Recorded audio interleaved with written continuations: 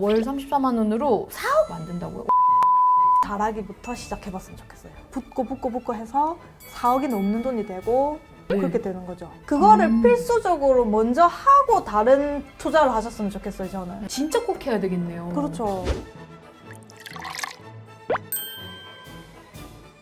30대 완전 초반이세요. 그 나이 때가 사실 YOLO 막 이렇게 외칠 때인데 혹시 어떤 계기가 있어서 돈 모아야겠다고 생각하신 거예요? 제가 이제 노후 준비를 해야겠다. 아니 잠깐 저기요 30대 초반님 노후 준비요? 네. 근데 대다수의 우리 지금 부모님 세대 분들이 노후 준비가 뭐 완벽하게 된 분들이 많이 없으실 많지. 거예요. 통계 자료를 보면은 노인 2명 중에 1명은 빈곤 노인이에요.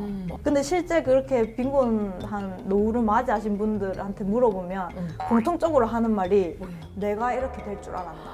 와 그러니까 그 빈곤 노인들은 자기가 그렇게 될 거라고 생각을 그치 젊었을 때는 못 한다는 못했다. 거죠. 우리도 그렇게 안 될 거란 보장이 없잖아요. 제가 이제 직장을 다니면서 돈을 벌고 하고 싶은 거 하고 가고 싶은 데 가고 먹고 싶은 거 먹고 이렇게 생활하다 보니까 너무 행복한 거예요. 근데 이 행복한 삶이 계속 지속됐으면 좋겠는 거예요. 그렇지. 내가 죽을 때까지. 그러려면 이제 젊을 때 내가 미리 준비를 해놔야 퇴직 이후에 지금처럼 하고 싶은 거 하면서 살 수 있지 않을까.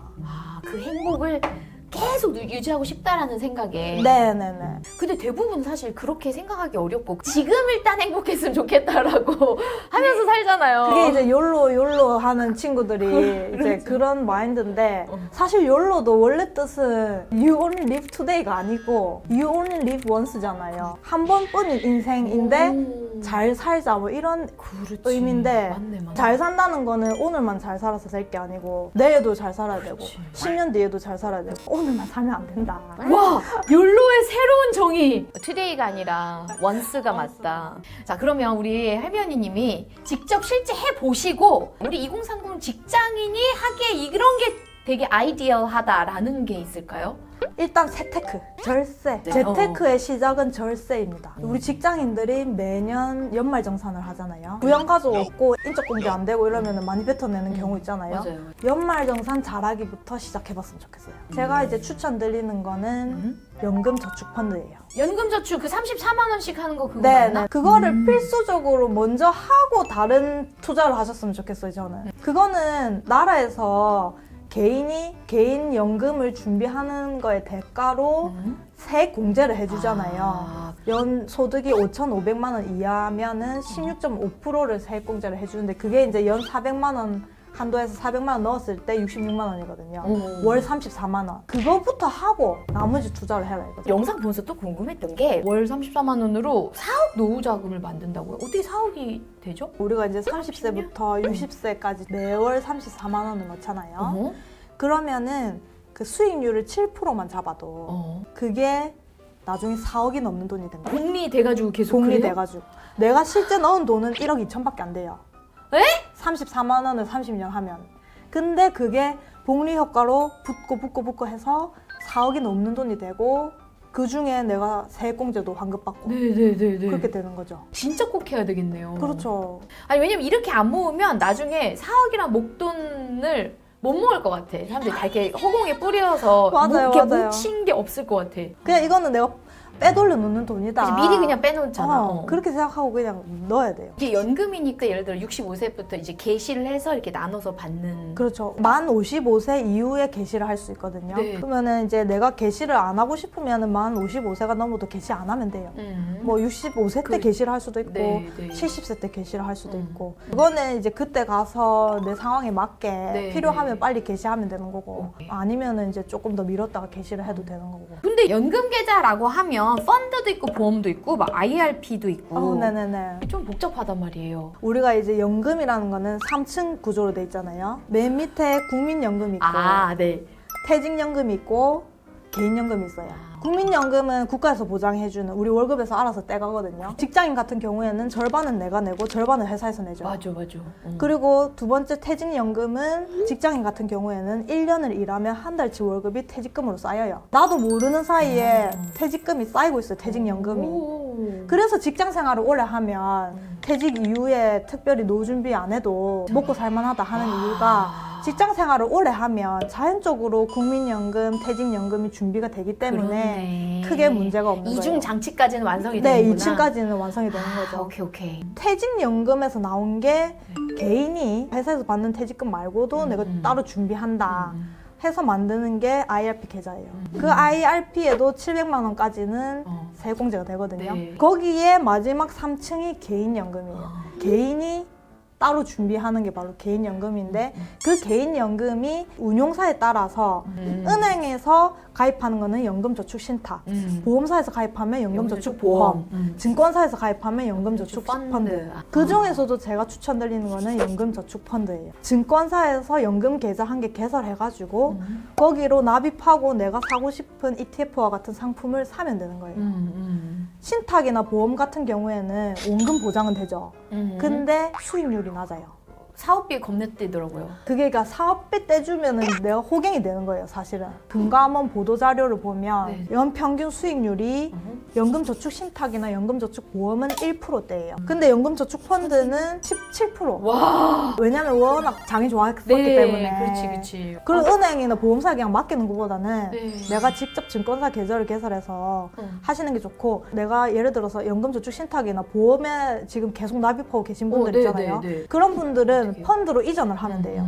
내가 보험 든 게 아까워서 20년까지만 내가 납입을 완료하고 내가 이걸 해지해야겠다 또는 이전해야겠다 이렇게 생각하시는데 네. 경제학에서 매몰 비용을 고려를 하면 안 되는 거예요. 지나간 건 지나간 거고 이때까지 넣은 거 아깝다 생각하지 마시고 지금이라도 증권사로 이전해서 그 환급금이라도 내가 받아가지고 그걸로 ETF로 운영을 하시는 게 장기적으로 봤을 때 훨씬 수익률이 높아요. 그 얘기가 제 얘기입니다.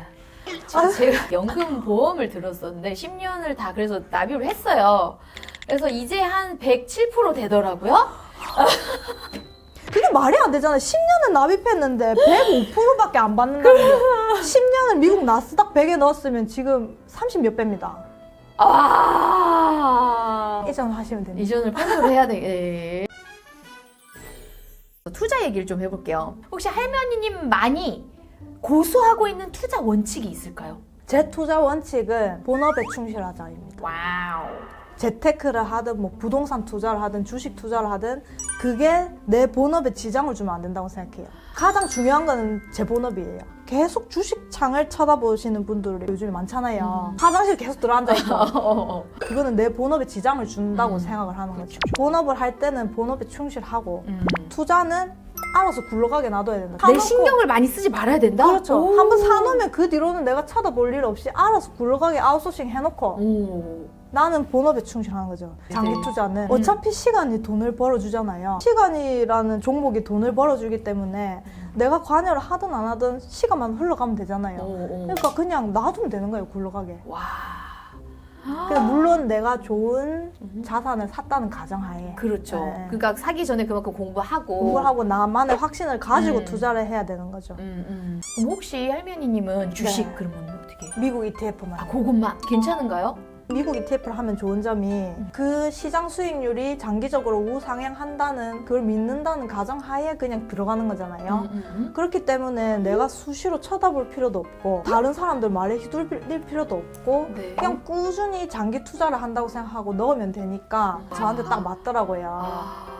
그래서 이제 투자 공부를 하기 어려운 우리 사회초년생분들이나 내가 특별히 투자에 시간을 할애하고 싶지 않다 하시는 분들은 추천드립니다. 스파이도 있고 VO도 있고 IVV도 있어요. 운용사마다 다르게 여러 네. 상품이 있는데 하나를 골라서 꾸준히 그냥 100주로 만들겠다, 1000주로 만들겠다, 주수로 모아간다 생각하고 하는 거예요. 그런 접근법 괜찮다. 네, 우리가 투자를 1년, 2년 하고 말 게 아니잖아요. 그 투자를 갖다가 마음이 편하게 해야 될 거 아니에요. 최고다. 예. 그거에 좋은 방법이 이렇게 미국 시장 수익률을 쫓아가는 그런 지수 ETF에 투자를 하는 게 사회초년생분들한테도 추천드리는 거죠. 아, 맞아. 영상 중에 달러 얘기도 제가 봤단 말이에요. 네네네. 혹시 그 달러 투자로 성과를 내신 적이 있는지? 내고 있죠 계속. 왜냐면 저는 달러가 쌀 때만 달러를 샀었거든요. 쉽게 말하면 환율은 달러의 가격이거든요. 이제 작년에 양적 완화한다고 미국이 막 달러를 풀었잖아요. 그렇죠. 네. 환율이란 건 달러의 가격이기 때문에 달러가 흔해지면은 싸지는 거잖아요.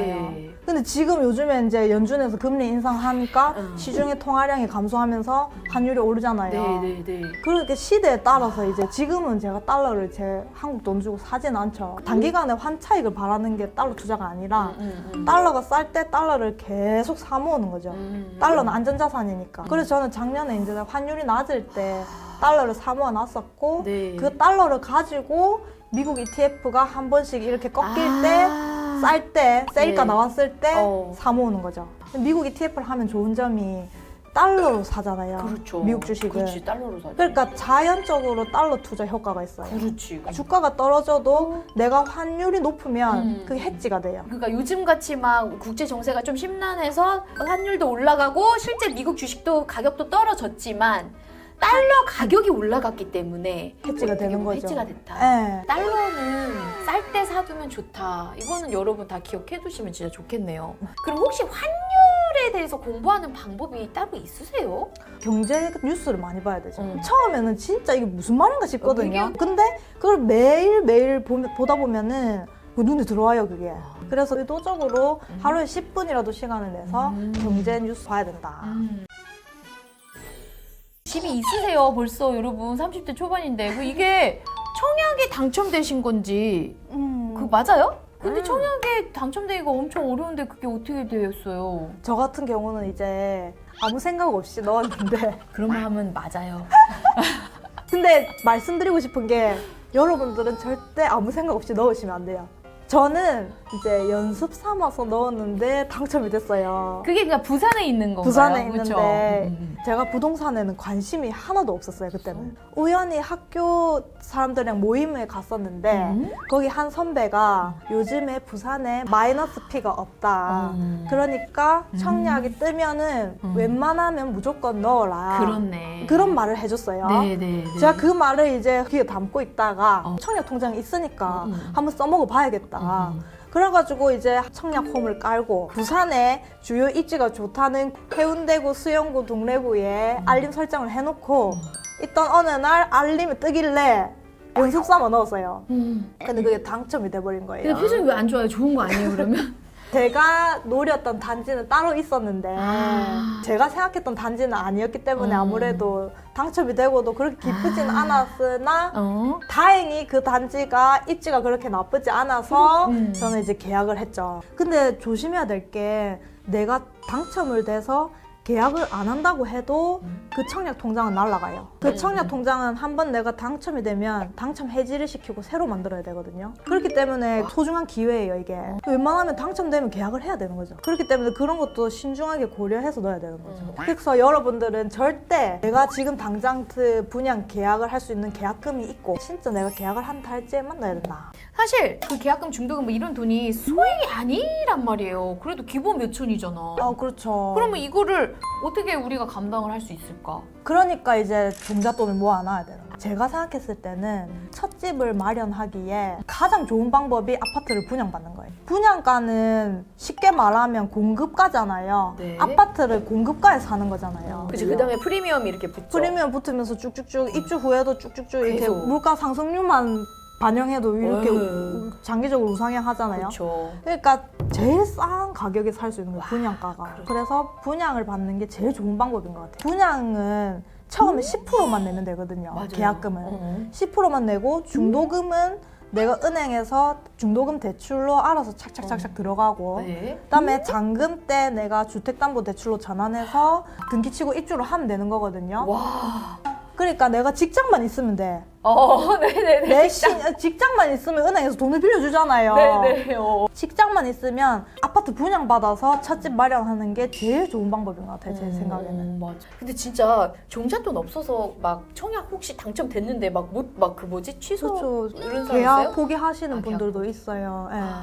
그래서 함부로 막 날리지도 말고 돈을 마련해 놔라. 자, 그럼 집을 구하는 나만의 기준이 있다면? 그 집을 구하는 저만의 기준은 없어요. 제 기준으로 구하면 안 되겠더라고요. 그러니까 제 기준으로 하면 미혼의 여성 기준이잖아요. 네. 근데 집을 구할 때는 애를 있는 것도 고려를 해야 돼. 아파트가 깔끔한 신축인지 평지인지 지상에 차가 다니는지 안 다니는지 길 안 건너도 되는 위치에 초등학교가 있는지 학구는 어떤지 학원가는 어떤지 대중의 눈으로 봐야지 제 기준을 보면 안 되겠더라고요. 그게 집 구하는 기준은 무조건 다수의 기준으로 봐야 된다. 한 집에 오래 사신 분들은 우리 집 살기 편한데 왜 우리 집만 집값이 안 오르지 이렇게 생각을 해요.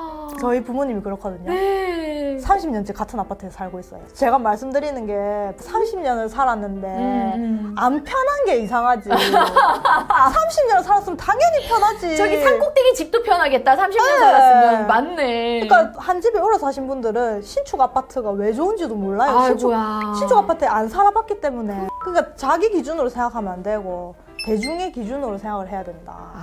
이거 너무 맞는 말이다. 그래서 이게 항상 우리 집이 최고라고 생각하지 말고 우리 집이 안 오르는 분들은 우리 집이 왜 안 오를까 객관적인 눈으로 봐야 된다. 너무 맞는 말이야. 내가 할미 언니님을 15년 전에 만났으면 난 지금 진짜 천억 부자가 됐을 것 같아. 정말요. 이제 마지막으로 내가 이 얘기는 꼭 얘기해주고 싶다. 우리 2030 세대분들은 조급함을 버렸으면 좋겠어요. 예를 들어서 내가 목표가 100억이다. 근데 가진 돈은 1억이다. 그러면은 이 99억이라는 갭이 있잖아요. 네. 이 갭을 채우기 위해서 여러 가지 방법이 있겠지만 하나씩 해보는 거. 그러면서 이 갭을 줄여가는 거. 뭐 그렇게 생각을 하고 가야지. 내가 한 번에 이 100억을 가지겠다.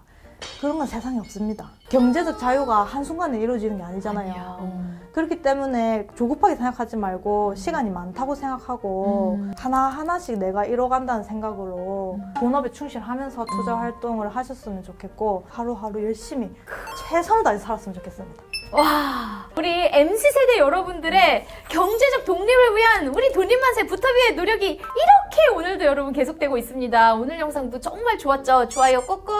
구독을 아직도 안 하고 있는 분들은 고생하시려고 합니까? 자, 눌러주세요. 오늘 욜로에 대한 개념부터 다시 정립해주신 할미 언니님 정말 감사합니다. 감사합니다.